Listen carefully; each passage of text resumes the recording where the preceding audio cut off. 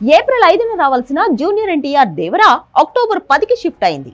మే 9న రావాల్సిన కల్కి కూడా పోస్ట్ పోన్ అయింది. దీంతో మళ్లీ థియేటర్లలో మాస్ జాతర జరగాలంటే ఇంకొన్ని రోజులు వెయిట్ చేయాల్సి ఉంటుంది. కానీ ఈ లోటును భర్తీ చేయడానికి సాలిడ్ అప్డేట్స్ మాత్రం బయటికి రానున్నాయి. వచ్చే నెలలో వరుసగా అప్డేట్లు రాబోతున్నాయి. మే నెల మొత్తాన్ని ప్రభాస్, ఎన్టీఆర్, బన్నీ కబ్జా చేయనున్నారు.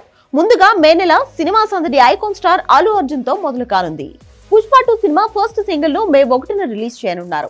ఈ సాంగ్ రిలీజ్ అయిన తర్వాత వారం 10 రోజుల పాటు సోషల్ మీడియా షేక్ అవనుంది. ఇక మే 20న యంగ్ టైగర్ ఎన్టీఆర్ బర్త్డే ఉంది. ఆ రోజు దేవరా నుంచి సాలిడ్ అప్డేట్ ఇచ్చేందుకు రెడీ అవుతున్నారు. టీజర్ లేదా ఫస్ట్ సింగిల్ రిలీజ్ అయ్యే ఛాన్స్ ఉంది. అలాగే వార్ 2 నుంచి కూడా ఎన్టీఆర్ ఫస్ట్ లుక్ కూడా బయటకు రానున్నట్లుగా టాక్. ఇక ప్రభాస్ నటిస్తున్న కల్కి ప్రమోషన్స్ ను మే నెలలోనే మొదలు పెట్టనున్నారు.